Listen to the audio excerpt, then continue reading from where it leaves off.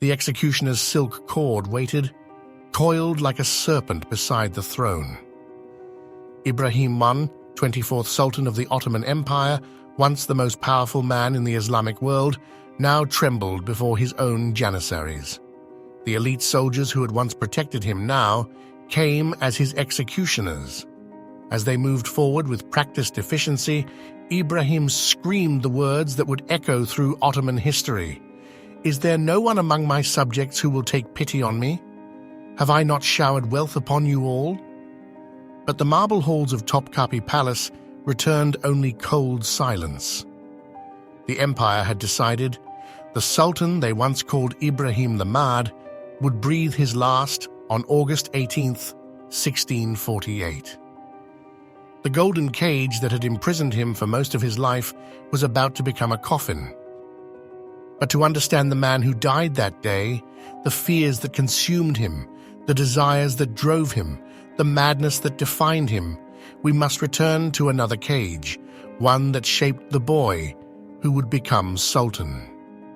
The cafes, literally the cage, was a luxurious prison within Topkapi Palace where Ottoman princes were confined to prevent civil war. After his brother Murad IV ascended the throne in 1623, 8-year-old Ibrahim was sequestered in these gilded chambers, forbidden from leaving, receiving education, or experiencing the world beyond its walls. Unlike previous eras when princes served as provincial governors to gain experience in statecraft, the new system produced rulers who knew nothing of the world they would someday govern. For Ibrahim, the cage became the formative crucible of his psyche. Each day brought the same terrifying uncertainty. Would this be the day his brother the Sultan sent executioners to eliminate a potential rival? Murad IV, paranoid and increasingly violent, had already ordered the execution of their brothers Bayezid, Suleiman, and Qasim. As royal corpses accumulated, Ibrahim's terror intensified. "The prince starts at every sound," wrote one palace chronicler. "When the door to his chambers opens, he falls to his knees, believing his time has come. He kisses the hem of each visitor's garment, begging for mercy, though none has yet threatened him." Ibrahim's mother, Ottoman Sultan, one of history's most powerful political operators, did everything possible to protect her remaining son. She bribed officials, cultivated allies, and repeatedly convinced Murad IV that the seemingly simple-minded Ibrahim posed no threat. Some historians suggest she may have even encouraged Ibrahim to feign madness, adopting an ancient survival strategy. The ruler spares the fool who cannot challenge him. Whether calculated or genuine, Ibrahim's erratic behavior became his shield. He spent days in silence, followed by bouts of uncontrollable weeping. He developed elaborate rituals around eating and washing. He conversed with imaginary figures and reported visions of demons emerging from the palace walls. Physicians prescribed a variety of treatments: cold baths, bleeding, specialized diets, but Ibrahim's condition only seemed to deteriorate.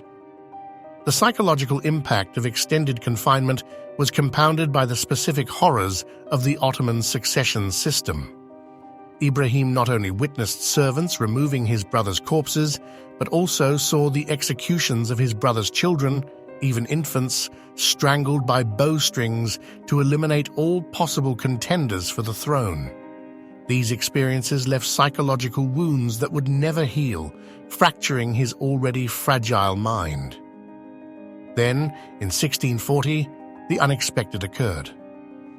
Sultan Murad IV, whose legendary physical strength belied his declining health, died at age 27 from cirrhosis after years of excessive drinking. Ibrahim, now 25, was the only surviving male of the Ottoman line. The empire that had imprisoned him now desperately needed him. When officials came to inform Ibrahim that he was to become sultan, he refused to believe them, convinced it was a trick to lure him to his execution. "My brother still lives," he insisted, barricading himself in his chambers. "You come to kill me." Only when his mother brought Murad's corpse to Ibrahim's door did he finally accept the truth. The prisoner would become emperor. Ibrahim's ascension revealed the devastating psychological consequences of the Cafes system.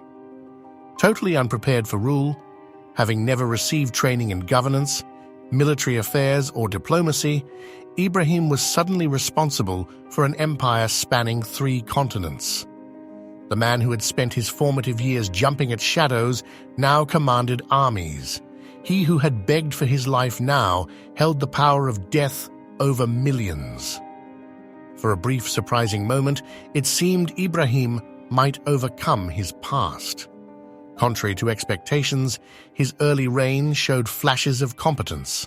The chronicler Naima recorded that Ibrahim initially applied himself diligently to affairs of state, regularly attending the imperial council and taking interest in administrative matters. He appointed capable ministers who maintained the empire's operations and even expanded its territories, with Ottoman forces capturing Azov from the Russians and strengthening positions in Crete. This period of relative stability might be attributed to the continuing influence of Ibrahim's mother, Ottoman Sultan, whose political acumen compensated for her son's inexperience. Working through careful selection of grand viziers and other officials, Ottoman created a buffer between Ibrahim's increasingly erratic behavior and the actual mechanisms of government. But the early promise soon evaporated as Ibrahim's psychological wounds began to dictate his rule. Having never experienced freedom, he gorged himself on it. Having never known power, he abused it without restraint. The palace became the playground for his unprocessed trauma and uninformed desires. Ibrahim's sexual appetites became legendary and troubling. He ordered his agents to scour the empire for the most beautiful women, creating a harem of reputedly 280 concubines. When the daughter of the Grand Mufti caught his eye, he forced her into marriage despite her engagement to another man, violating Islamic custom and alienating the religious establishment. He developed obsessions with specific physical attributes, particularly large amounts of body fat, which he considered the height of female beauty. "The Sultan demands women of great size," reported the Venetian ambassador. "His agents weigh prospective concubines, and only those above a certain threshold are presented to His Majesty. He has declared that a woman's flesh should quiver as she walks, or she is of no interest to him." Ibrahim's fixations extended beyond the human. In one famous episode, he became enamored with a particularly beautiful fur coat and ordered hundreds of sable pelts from Russian traders. When they couldn't supply enough, he demanded that his subjects surrender any sable furs they possessed.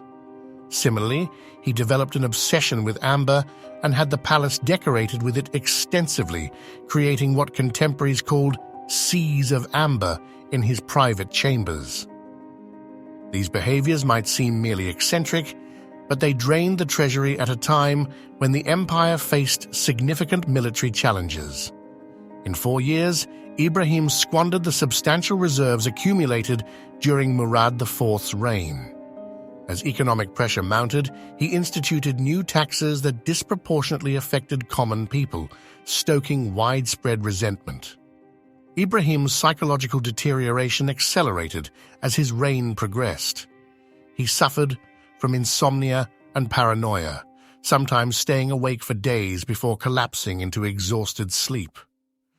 He became convinced that jinn inhabited the palace, ordering elaborate exorcism rituals performed throughout Topkapi. In more lucid moments, he recognized his own instability, alternating between extreme self-pity and megalomaniacal claims of divine power.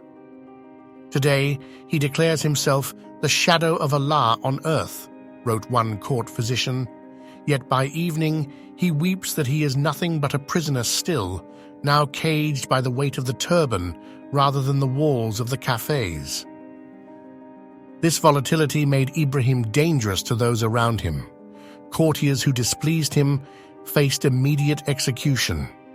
He drowned his entire harem of 280 women when a rumor suggested one had been unfaithful, having them tied in weighted sacks and thrown into the Bosphorus.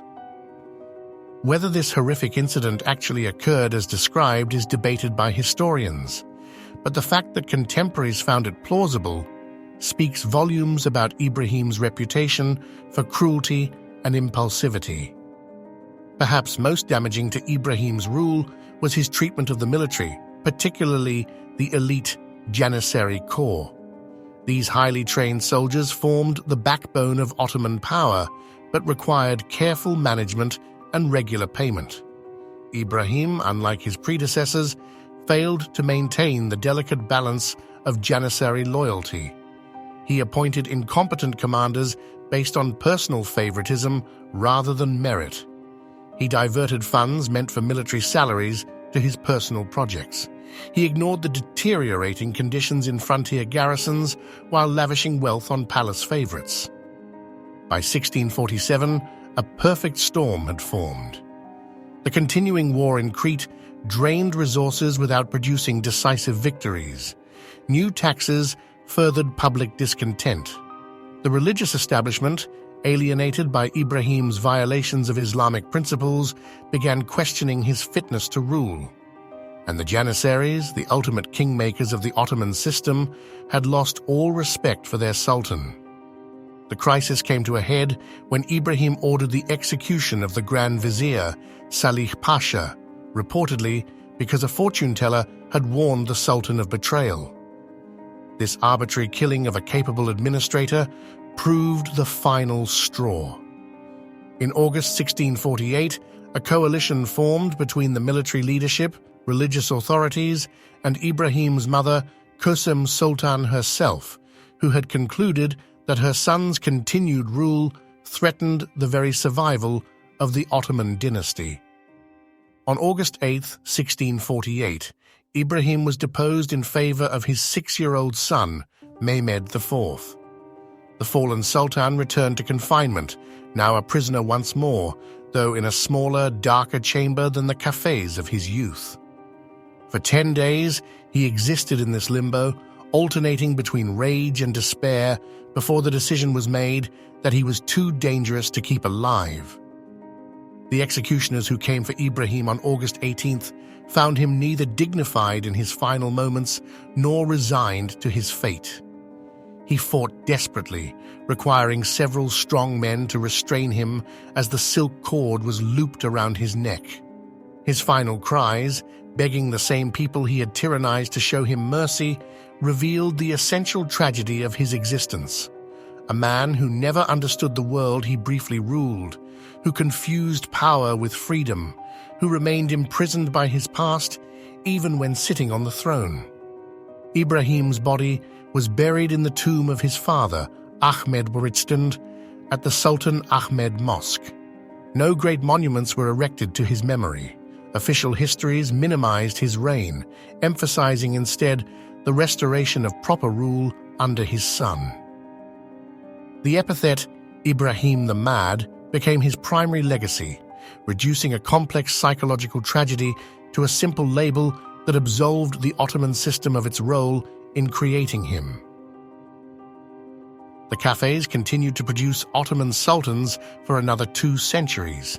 Some, like Ibrahim's son Mehmed IV, managed to overcome their confined upbringing to rule effectively. Others emerged similarly damaged, contributing to the empire's gradual decline. The system that was designed to prevent civil war ultimately contributed to imperial decay, producing rulers unprepared for the challenges of governance. In the palace library, Ibrahim's personal Quran remains, elaborately decorated with gold leaf and precious stones, a testament to the wealth he commanded. His official portraits show a bearded man with hollow eyes, the standardized imperial expression revealing nothing of the turmoil behind them. These artifacts offer only the thinnest glimpse of the man who once held absolute power over millions yet remained, until his final breath, a prisoner of his own making.